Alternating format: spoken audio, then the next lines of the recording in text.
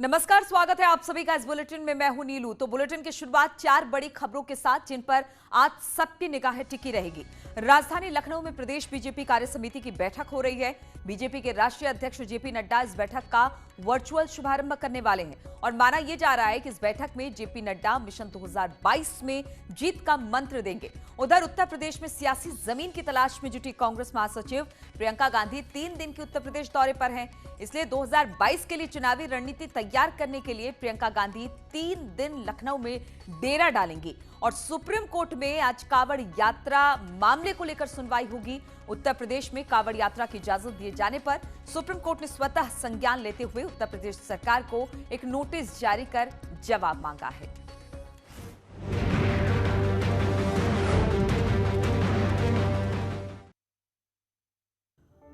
और इस वक्त बड़ी खबर आ रही है, लखनऊ में प्रदेश बीजेपी कार्य समिति की बैठक थोड़ी देर में शुरू हो जाएगी। इस बैठक में बीजेपी के राष्ट्रीय अध्यक्ष जेपी नड्डा वर्चुअली जुड़कर बैठक की औपचारिक शुरुआत करेंगे। बातचीत करने के लिए अनामिका हमारे साथ जुड़ गए। अनामिका, क्या देख पा रही है वहां पर?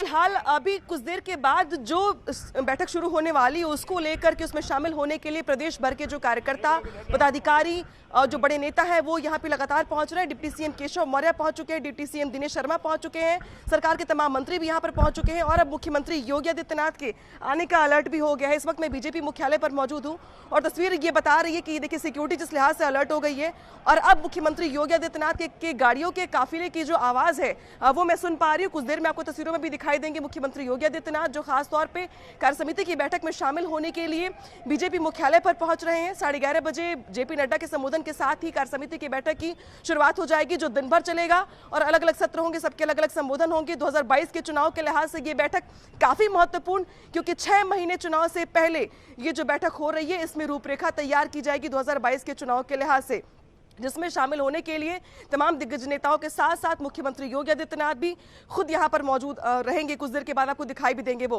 हालांकि इसके पहले मुख्यमंत्री ने टीम 9 की बैठक की है कोविड को लेकर के, इसके बाद वो पार्टी मुख्यालय पहुंच रहे हैं और मुख्यमंत्री के आज दिन भर का कार्यक्रम बीजेपी मुख्यालय पर रहने का ही है। शाम को मुख्यमंत्री तमाम बैठकों के बाद पूरे की पूरे मीटिंग को कंक्लूड करेंगे, संबोधित करेंगे, यानी कि जो समापन संबोधन होगा अब वो मुख्यमंत्री का ही होगा। और इस लिहाज से कम मुख्यमंत्री योगी आदित्यनाथ का ये कार्यक्रम। और ये देखिए अगली तस्वीर ये दिखा रही हूं मैं आपको, जो बीजेपी के प्रदेश अध्यक्ष है वो कार्य समिति की बैठक में चूंकि मुख्यमंत्री शामिल होने के लिए पार्टी मुख्यालय पर आ रहे हैं तो प्रोटोकॉल के तहत वो उनका स्वागत करने के लिए देखिए मुख्य द्वार पर खड़े हैं और पार्टी के तमाम कार्यकर्ता और जो पदाधिकारी हैं वो अंदर हॉल में मौजूद हैं। और चूंकि आज कार्य समिति की बैठक है, वैसे तो कोविड काल की वजह से और पंचायत के चुनाव की वजह से 3 बार कार्य समिति की बैठक की जो तारीख थी उसमें तब्दीली की गई, आगे बढ़ाया गया। इसके पहले 6-7 जुलाई को यह बैठक होने वाली थी, लेकिन पंचायत चुनाव की वजह से इसको आगे एक्सटेंड किया गया और अंत में जेपी नड्डा के कार्यक्रम को देखते हुए यह तय किया गया कि 16 जुलाई को कार्य समिति की बैठक होगी। और इसीलिए अगर देखा जाए तो कोविड प्रोटोकॉल के तहत यह भी मना किया गया कि जो जिले के कार्यकर्ता, जो जिले के बड़े पदाधिकारी हैं वो अपने आवास से ही, अपनी जगह पे से ही वर्चुअल माध्यम से इस कार्यक्रम में जुड़े। लेकिन जो लखनऊ के आसपास के रहने वाले लोग हैं या पदाधिकारी हैं उनको इस बात की इजाजत दी गई कि वो लखनऊ में पार्टी मुख्यालय पर आकर के इस बैठक का हिस्सा बन सकते हैं। अंदर हॉल में बड़ी एलईडी स्क्रीन लगाई गई है जहां पर जेपी नड्डा को सभी कार्यकर्ता पदाधिकारी सुन सकेंगे। कोविड प्रोटोकॉल के तहत अलग अलग डिस्टेंस के साथ कुर्सियां लगाई गई हैं और अलग अलग कार्यकर्ताओं के पहुंचने का सिलसिला शुरू हो गया है। कार्य समिति की बात की जाए तो बीजेपी संगठन की कार्य समिति की बैठक का समय समय के अनुसार होती रहती है, जिस तरह से आपने भी बताया। लेकिन चूंकि 2022 का चुनाव है, कल हमने देखा कि मुख्यमंत्री, दोनों डिप्टी सीएम, प्रदेश अध्यक्ष सभी मौजूद थे। अगर मुख्य एजेंडे की बात की जाए खास तौर पर 2022 को लेकर, तो वो क्या बातें हैं जिस पर आज मंथन हो सकता है? देखिए बीजेपी से पहले, लेकिन अब सरकार को बनाए रखना चुनौती है और इस वजह से अगर देखा जाए तो कार्य समिति की बैठक के जो प्रस्ताव है और इस वजह से अगर देखा जाए तो कार्य समिति की बैठक के जो प्रस्ताव है या जो राजनीतिक दिखाई देंगे आपको। हालांकि थोड़ी सी आवाज में गड़बड़ी आ गई है अनामिका के, हम उनसे बातचीत करने की कोशिश करेंगे। लेकिन तस्वीरें हम लखनऊ के बीजेपी दफ्तर से आपको दिखा रहे हैं। वहां पर तमाम लोग पहुंच चुके हैं, मुख्यमंत्री के आने का वहां पर इंतजार हो रहा है। और जो कार्य समिति की आज बैठक होगी 4 चरणों में होगी, 4 सेशन होगा, जिसमें कि जेपी नड्डा शुभारंभ करेंगे और उनको सुनने के लिए वर्चुअली बहुत सारे कार्यकर्ता बीजेपी ऑफिस में और बाकी जगह पर भी जुड़ गए हैं। और तस्वीरें हम आपको दिखा रहे हैं। सीएम योगी इस वक्त पहुंच चुके हैं बीजेपी कार्यालय में। अनामिका, आवाज आ रही है क्या? बिल्कुल नीलू, देखिए मुख्यमंत्री योगी आदित्यनाथ बीजेपी दफ्तर पहुंच चुके हैं। प्रदेश अध्यक्ष स्वतंत्र देव सिंह ने उनको रिसीव किया है। इसके बाद वो उनको लेकर के अंदर चले गए हैं। 11 बजे का समय हो रहा है। 11:30 बजे जेपी नड्डा को संबोधित करना है, यानी कि अभी जो बीच में समय है उसमें जो बातें रखी जानी है या जिनको लेके कल मंत्रणा हुई है उस पर एक बार विचार विमर्श किया जाएगा। हालांकि जो मैंने पहले भी जानकारी दी आपको कि इसी के अंदर जाने के बाद जो मुख्य हॉल है, बड़ा सा हॉल है, उसमें व्यवस्था ऐसी की गई है जहां पे पदाधिकारियों की बैठने की अरेंजमेंट है। साथ ही बड़ी एलईडी स्क्रीन लगाई गई है जिसके जरिए तमाम पदाधिकारी और नेता जेपी नड्डा को सुन सकेंगे। मुख्यमंत्री योगी आदित्यनाथ समेत तमाम प्रदेश के मंत्री जो प्रदेश कार्यकारिणी का हिस्सा भी है, अब वो भी यहाँ पे पहुंच चुके हैं। चाहे महिला मोर्चा की बात करें, हम यहाँ अलग अलग मोर्चों की बात करें, उन मोर्चों के अध्यक्ष भी यहाँ पर पहुंच चुके हैं। संगठन के लिहाज से ये बड़ी बैठक है, क्योंकि हर बार अगर चुनाव के पहले देखा जाए, और जैसा आप जिक्र भी कर रही थी नीलू कि पहले में और अब में क्या फर्क है, तो नीलू अब फर्क ये है कि सरकार के सामने चुनौती है, संगठन के सामने चुनौती इस बात की है कि जो वादे किए गए थे बीजेपी की तरफ से चुनाव से पहले, उन वादों पर बीजेपी कितनी खरी उतरी है, उसकी रूपरेखा तैयार की जाए, उसको जनता तक पहुंचाया जाए, ताकि कम से कम बीजेपी इस बात के लिए जवाब दे रहे चुनाव में कि हमने जो वादे आपसे किए थे 2017 के पहले, हमने उनको कितना पूरा किया है और क्या सरकार की ओर से योजनाएं चलाई जा रही हैं, कैसे उसको जमीन पर लेकर के जाना है। और उसी के आधार पर, उसी प्रचार के आधार पर बीजेपी अपने प्रचार अभियान में भी जुटेगी, क्योंकि इस बीच जो पंचायत चुनाव के नतीजे हैं वो ये बताने के लिए काफी है, कम से कम पार्टी की ओर से, कि जो सरकार ने काम किया है उस पर जनता की मुहर लगाई गई है। लिहाजा जो आज संबोधन होगा जेपी नड्डा का, उसमें भी ये बात रखी जाएगी कि चाहे कोरोना का मैनेजमेंट हो या पंचायत के चुनाव हो या बाकी अलग अलग मुद्दों पर यूपी ने जिस तरीके से अपने आप को एक मॉडल के तौर पर पेश किया है, उन सारी बातों का संबोधन में शामिल होना ही ये बताएगा कि अब आने वाले दिनों में बीजेपी उसी फॉर्मेट पर आगे बढ़ेगी और चुनाव के लिए जो प्रारूप तैयार किया गया है उसको लेकर रिस्पॉन्सिबिलिटीज मोर्चा अध्यक्षों को, बूथ अध्यक्षों को सौंपी जाएंगी, कार्यकारिणी के लोगों को सौंपी जाएंगी कि आपको इन मुद्दों को लेकर आगे बढ़ना है। ये योजनाएं सरकार की ऐसी हैं जिनके प्रचार के लिए जुटना है, आपको ये बताना है कि समाज के हर वर्ग के लिए सरकार ने क्या काम किया है। बिल्कुल, सरकार ने क्या काम किया है, सरकार और बचे हुए दिनों में क्या काम करेगी, किस तरह से सरकार जनता तक पहुंचेगी और किस तरह से बूथ लेवल के कार्यकर्ताओं को भी इसको लेकर अलर्ट किया जा रहा है, और आज ये सब कुछ इस मंथन के बाद दिखाई देगा। बहुत बहुत शुक्रिया आपका अनामिका, हमारे साथ जुड़ने के लिए। महत्वपूर्ण बैठक है। प्रदेश कार्य समिति सदा सर्वदा महत्वपूर्ण होती है और 2022 के चुनाव से पहले प्रदेश कार्य समिति है तो अत्यधिक महत्वपूर्ण है, क्योंकि 2022 में हम लोगों को 325 प्लस की ओर आगे बढ़ना है और उस लक्ष्य को प्राप्त करने की दृष्टि से आज मंथन होगा, चिंतन होगा, फिर बाकी शाम को आपको बताया जाएगा। सर, जेपी नड्डा जी संबोधित करने वाले हैं, आज रिस्पॉन्सिबिलिटीज भी तय की जाएगी कि राजनीतिक मुद्दे क्या क्या होंगे चुनाव में। देखिए, ये क्या होगा क्या नहीं होगा आपको मालूम है, मुझे मालूम नहीं, अभी तो बैठक में तय होगा। माननीय राष्ट्रीय अध्यक्ष जी हमारे मार्गदर्शन करेंगे, उद्घाटन करेंगे। ये हम सब प्रदेश के एक एक कार्य समिति के सदस्य के लिए सौभाग्य की बात है। देखिए, भारतीय जनता पार्टी हमेशा से ये कार्य समिति करती चली आई है और यहाँ रणनीति भी तय होती है, और भारतीय जनता पार्टी अपने संगठन को मजबूत करने के लिए प्रदेश में रहने वाले तमाम, सरकार भी हमारी योजनाओं के लिए किस तरीके से और प्रदेश को आगे बढ़ाया जाए, विकास किया जाए, इसकी आज कार्य समिति है। हम लोग बैठे हैं, राष्ट्रीय अध्यक्ष जी हमारे संबोधन करेंगे।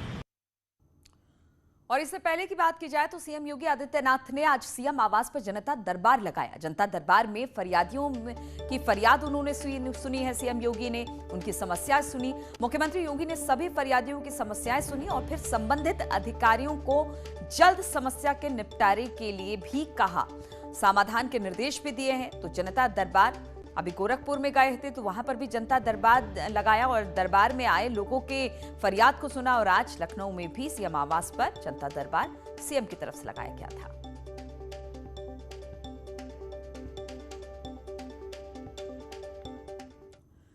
और मुख्यमंत्री योगी आदित्यनाथ ने आज टीम 9 के साथ समीक्षा बैठक की है। बैठक में सीएम योगी ने कोविड कंट्रोल को लेकर अफसरों को ट्रिपल टी के फॉर्मूले पर फोकस करने के निर्देश दिए हैं और प्रदेश में कोविड वैक्सीनेशन का दायरा बढ़ाने के भी निर्देश दिए हैं।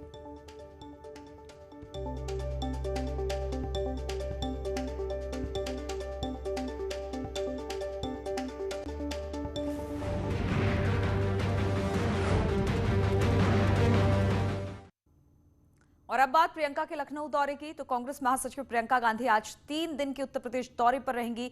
2022 के लिए चुनावी रणनीति तैयार करने के लिए प्रियंका गांधी 3 दिन लखनऊ में डेरा डालेंगी। वहीं कांग्रेस संगठन को जीत का मंत्र भी देंगी। प्रियंका 18 जुलाई तक राजधानी में रहकर संगठन में जोश भरेंगी।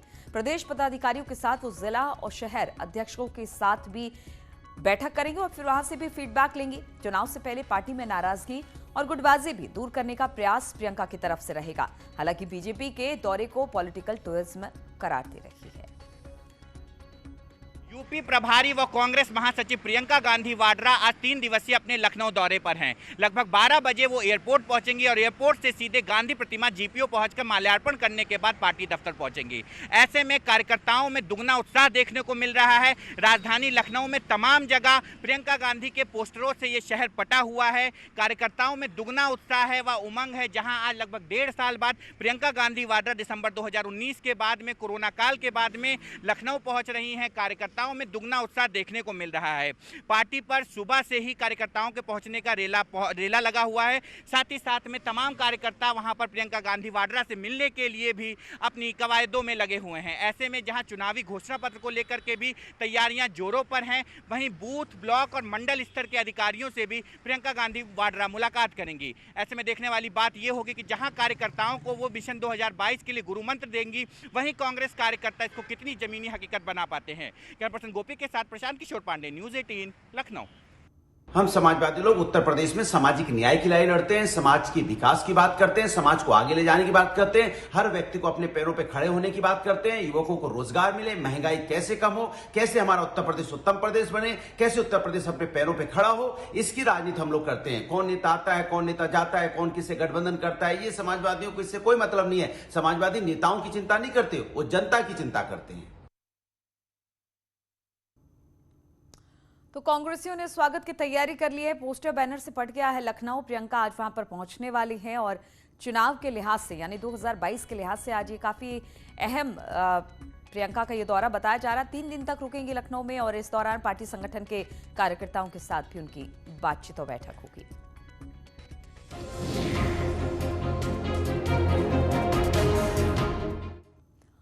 और सुप्रीम कोर्ट में उत्तर प्रदेश सरकार ने हलफनामा अबदार कर दिया है। कांवड़ यात्रा को लेकर यह हलफनामा दाखिल किया गया है।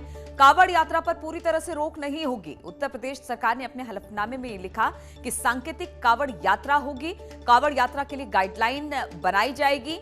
आज होनी है सुप्रीम कोर्ट में सुनवाई। सुप्रीम कोर्ट ने खुद कांवड़ यात्रा को लेकर संज्ञान लिया था और इसके बाद नोटिस देकर जवाब भी उत्तर प्रदेश सरकार से मांगा था कि आखिर इस कोविड के समय कांवड़ यात्रा को क्यों मंजूरी दी गई है, इसके लिए क्या तैयारी है सरकार की तरफ से। तो अब इसको लेकर हलफनामा उत्तर प्रदेश सरकार की तरफ से दाखिल कर दिया गया है।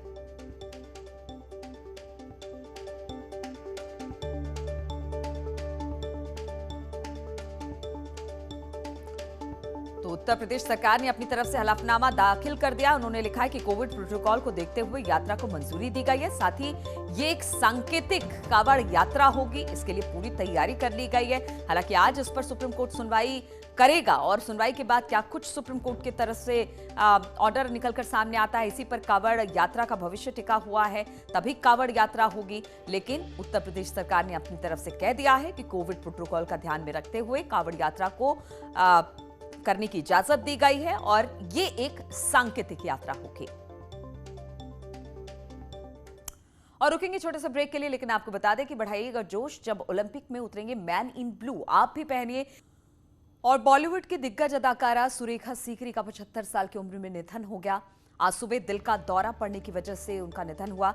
लंबे समय से वो बीमार चल रही थी। 2020 में सुरेखा सीकरी को दूसरी बार ब्रेन स्ट्रोक आया था। तभी से उनकी तबीयत खराब चल रही थी। 3 बार नेशनल अवार्ड जीत चुकी सुरेखा सीकरी के निधन से बॉलीवुड और टीवी गलियारों में शोक की लहर है। साल 1978 में पॉलिटिकल ड्रामा फिल्म किस्सा कुर्सी का से सुरेखा ने एक्टिंग डेब्यू किया था। सुरेखा को 3 बार बेस्ट सपोर्टिंग एक्ट्रेस का नेशनल अवार्ड मिला। उन्हें ये सम्मान फिल्म तमस 1988, मम्मो 1995 और बधाई हो 2018 के लिए मिला था। नेशनल अवार्ड के अलावा सुरेखा ने एक फिल्म फेयर अवार्ड, एक स्क्रीन अवार्ड और 6 इंडियन टेलीविजन एकेडमी अवार्ड भी जीते थे। और आगरा से समाजवादी पार्टी के प्रदर्शन में पाकिस्तान जिंदाबाद वाला वीडियो वायरल होने के बाद पार्टी के महानगर अध्यक्ष वाजिद निसार सामने आए हैं। उन्होंने कहा कि हमने पुलिस में इस बात की शिकायत कर दी है और अगर किसी ने भी इस तरह के नारे लगाए तो जांच कर उसके खिलाफ कार्रवाई की जाएगी। दरअसल कल समाजवादी पार्टी के प्रदर्शन का एक वीडियो सामने आया जिसमें कथित तौर पर पाकिस्तान जिंदाबाद के नारे की आवाज सुनाई दे रही थी। हालांकि न्यूज़ 18 इस वीडियो की पुष्टि नहीं करता है।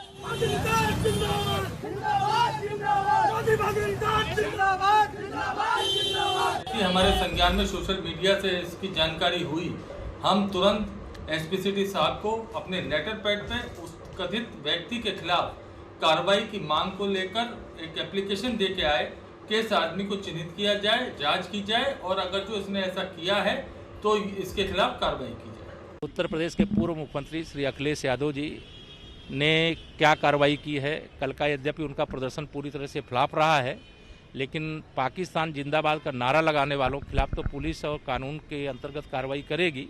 लेकिन श्री अखिलेश यादव जी ने अभी तक क्यों कार्रवाई नहीं की, क्यों समाजवादी पार्टी की ओर से क्षमा नहीं मांगा, इसका जवाब उनको देना पड़ेगा।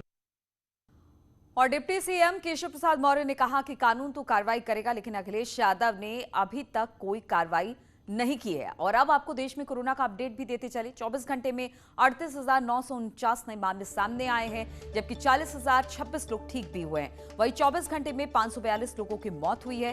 करीब 40 करोड़ लोगों का अब तक वैक्सीनेशन हो चुका है। कोरोना के मामले में अब जो केसेस की संख्या है वो 38,949 पहुंच गई है। 24 घंटे में 40,000 लोग ठीक भी हुए हैं, जबकि अगर 24 घंटे की बात की जाए तो 542 लोगों की मौत भी हुई है। करीब अब तक जो वैक्सीनेशन का जो आंकड़ा है वो 40 करोड़ तक जा पहुंचा है। 40 करोड़ लोगों को अब तक वैक्सीनेशन लग चुका है।